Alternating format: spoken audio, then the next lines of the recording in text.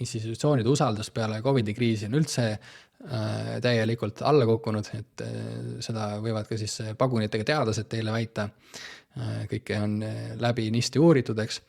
Ja siis samal ajal siis need institutsioonid ajavad meile siis sellist tühja juttu, eks. Üsna koomiline on kogu see asi, mis hetkel toimub, eks meil siin samas Eesti Vabariigis seoses metsa ja eelarvekriisi ja millega iganes, eks.